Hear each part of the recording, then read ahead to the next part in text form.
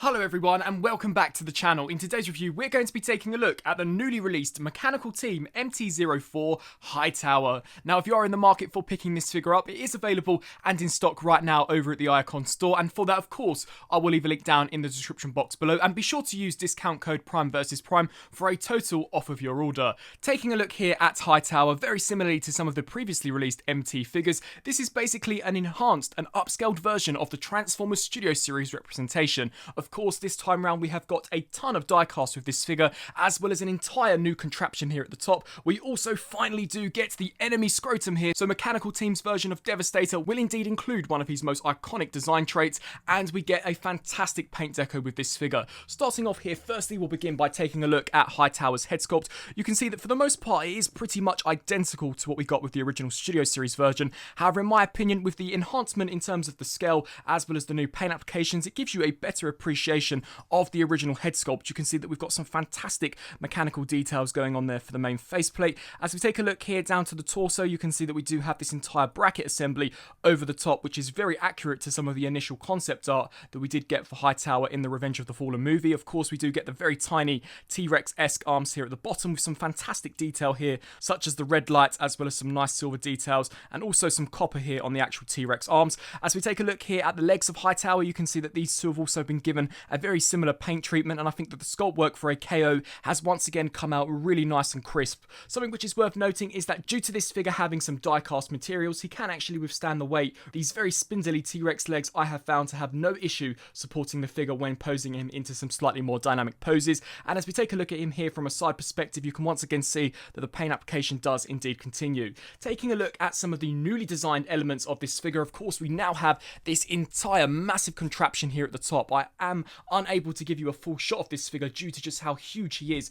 but you can see that we now have these additional claw arms, which in my opinion really does give Mechanical Team's version of Hightower its own unique spin, and certainly makes him look a lot more formidable than the original Studio Series version. You can see here that we do have this claw, which is a fixed piece. You unfortunately cannot remove this. Initially I thought that maybe you could attach both of the enemy Scrotums and have these here swinging around, almost acting like wrecking balls in a sense. However, I can assure you that only one of them can attach here for robot mode, and I think that the detail on these, as well as the overall representation, certainly does match what we got in the ROTF movie. You can also see that we do have a die-cast chain here, which I think is a really nice attention to detail. And just taking a look at the actual articulation for these arms, these can come closer into the body, or of course can be extended. We get swivel joints here at the base, as well as a hinge joint here in order for you to lower them. We also do get a second hinge joint in order for you to actually raise them, and then finally another hinge joint here, and then we do get a full 360-degree rotation here at the top. And the same can also be said here for this claw arm. However, of course, the claws are individually articulated, which I think is so awesome. If I had any complaints with this figure here in the robot mode, it's that I wish they would have cast this section here out of an entirely black plastic. I have no idea as to why they went with the yellow plastic. I wish that this section and this piece here was reversed in terms of the colour scheme, as in my opinion that maybe would have looked slightly better in terms of an overall colour palette. However, it is merely just a minor complaint. Of course, we do get the same hinge joint here at the neck, very similarly to the Studio Series version. We of course get the ball joint here at the head, which can rotate really nicely. A lot better range of motion on this figure than what we got with the original Studio Series version, and I believe that to be down to the fact that this here has been retooled, and due to the significant enhancement in terms of the scale, we are indeed able to get a much thicker ball peg. We also do get hinge joints here at the legs, which can kick forwards and backwards, as well as of course out to the sides. We get a rotation here at where I presume the knee joint for Hightower would be, as well as a hinge joint here, as well as a swivel joint here at the base. So overall, in terms of articulation, despite this character here having a very odd looking design, I think that Mechanical Team have pretty much nailed it, and he essentially has all of the main joints that we got on the original Studio Series version with some additional enhancements. Bringing out the Studio Series version here for a comparison, you can see that here was the original deluxe class, and it was certainly here that I was able to gather a sense of just how massive Mechanical Team's Devastator figure will indeed be. This was a deluxe class, so they have really enhanced it to what was a 2010 era Voyager class, maybe even a modern day leader class. This figure is going to be absolutely enormous, and believe me, later on in the review when we do bring out scrap metal to actually combine into the hand configuration, it certainly does give me chills to how awesome Mechanical Team's Devastator is going to look, especially with the enemy Scrotum finally included. Setting this figure here off to the side and getting into transformation for this, you are going to want to remove one of the enemy Scrotums, so just set that there off to the side. We can then bring these sections in close to the body and of course snap them nice and securely into place. I then recommend just swiveling this section here over the top, as when you do swivel that, you can see here that it will indeed cover up this section to make it look as if though it is completely symmetrical. We can then take this here and completely recess this into this main bracket section. Of course, come here to the head, and you're basically for this just going to want to hide and tuck that under there like so. What we can then proceed to do is of course turn your attention here to the back, bring this entire assembly down, as of course these sections are going to untab and also come down. Also bring the T-Rex arms up, and of course repeat the same process here on the opposite side. I then recommend swiveling these around so that these tabs here will peg into these slots, and of course repeat the same process here on the opposite side. So just snap that in there, and of course come here to this side and repeat the exact same process. We can then hinge this section here up, and of course repeat the same process, bring this entire section down, and you can see a slot here, and there is also one on the back that will peg into these two tabs. So just bring this entire assembly down and snap that there over the top like so. We can then bring these sections here out, bring those down, and they will clip nice and securely into place. We can then of course repeat the exact same process here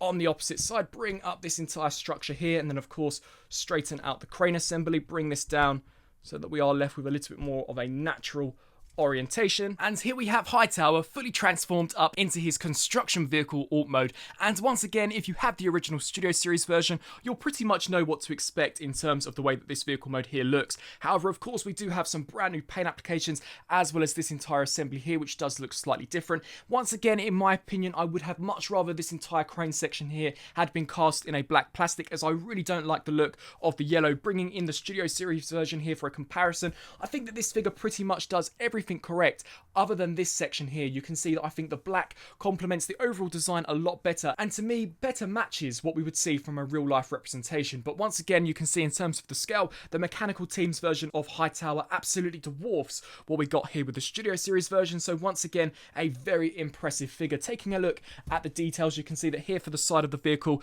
we've got some really nice looking black paint applications here for where the hazard lines would be. We've also got the black staircase here, as well as some nice gunmetal here for the actual tread section. And once again, the sculpt work has come out incredibly crisp and precise on this figure. As we take a look here at the back, we've got some additional details such as the caution, keep clear, as well as these tail lights, which have been picked out in a really nice red. And then of course the detail here for the other side is exactly the same as the previous side. We do get the entire cockpit assembly, which very similarly to Longhorn scrap metal has been given the same coat of metallic blue there for the actual windows, and we also do get the glossy black there for the outer section. The detail on this piece has come out really nicely. However, once again, I wish these two sections here had been cast in a black plastic than as opposed to the yellow that we do get. As far as weapon storage goes, you can actually store both of the enemy scrotums here in the vehicle mode. So for this, I just tend to snap the back section in like so. Of course, come here to this side and snap the exact same one in the opposite hole, and then these sections do peg into these tabs here. So it's nice that they did locate some form of weapon storage for the enemy scrotum here in the vehicle mode. It's just a shame that as far as I'm aware, we cannot store both of them in the robot mode, and for the most part I actually don't think that this here looks too bad whatsoever, and you can see how these sections in my opinion blend seamlessly with the rest of the sculpt. So definitely quite a unique idea, and as far as weapon storage goes, it certainly isn't the worst that I've seen. However, of course, as this is a Constructicon, we still have the third and final mode to go, that being Hightower's hand configuration, and as expected, it is a very similar transformation to the Studio Series version. So to begin with, you're going to want to untab this section here, rotate this up to the top, and this tab will peg into this slot, so just snap that in there nice and securely. Of course, come here to this side and repeat the exact same process, clip that in there like so. We then want to bring out this entire section, and this has been completely redesigned here for the new Studio Series version, so just bring this here all the way out. I recommend to flip the head upwards like so and just shift that there. We can then bring out this claw section, which I think is such a nice attention to detail that they actually did this, as of course on the original version you did have to remove this section here from the top and peg it onto the thumb, whereas this one is completely integrated, so there is no parts forming to this figure at all. We can then of course just orientate this section here backwards, bring this connector port here down, and of course we have the ratchet joint here at the back, and here we have Hightower fully transformed up into his combined form. And once again, of course, it is identical to what we got with the original Studio Series version. So once again, let's bring out scrap metal in order to combine some of the first pieces of the Mechanical Team Devastator. Now, something worth noting that I have noticed when actually combining these figures is that it is near impossible to actually peg this tab into this slot in this orientation, and I believe that this is actually the correct orientation for this. The only way I can actually get it to stay in there is if you flip this section here up, which I don't believe is actually accurate, as the Studio Series version does have it flipped down, but there is just no way to force this peg into that tab otherwise. Of course, you're going to want to bring this here over the top, align this up appropriately, and even this is incredibly difficult to actually jam and wedge this in there, but that is what the Devastator from Mechanical Team's hand is going to look like. And once again, very similarly to the Studio Series version, it is an ugly looking mess. However, I'm sure will look incredible once we have all of the components formed. And as mentioned previously, this is a massive piece. For a comparison, here we have the Deluxe Class Earthrise Wheeljack, so you can see that as far as movie scale is concerned, I think that this Mechanical Team Devastator is going to scale really nicely with the Studio Series figures. You can see here that the hand would absolutely obliterate your standard deluxe size. So if you are looking to pick up a slightly more accurate and a lot larger version of Devastator, then I believe here that the Mechanical Team version is the way to go. And so some final thoughts here. If you are collecting all of the Mechanical Team Devastator components, then of course Hightower here is a figure that you are going to want to add to your collection. I also believe that this set here, as mentioned in some of my previous reviews, will be ideal for those collectors who do not want to fork out $100 per piece for the Devil Savior version, however still want a slightly more upscaled and a little bit more of a movie accurate representation of Devastator over the official Hasbro version, as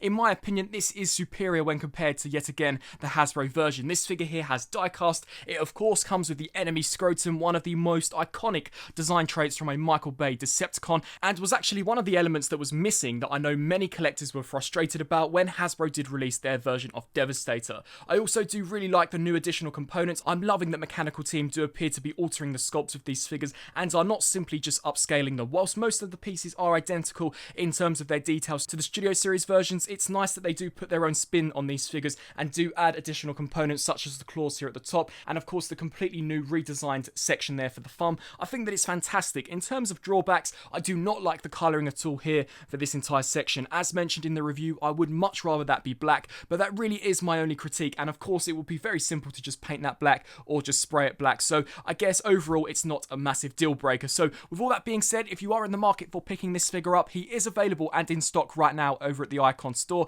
and of course I will leave a link down in the description box below. All of the Mechanical Team members that I have reviewed are also available on the Icon store, so be sure to check out the reviews and of course check out the links in their descriptions, and be sure to use discount code Prime vs Prime for a discount off of your total order. I really hope that you enjoyed this review, and until my next review I'll see you then.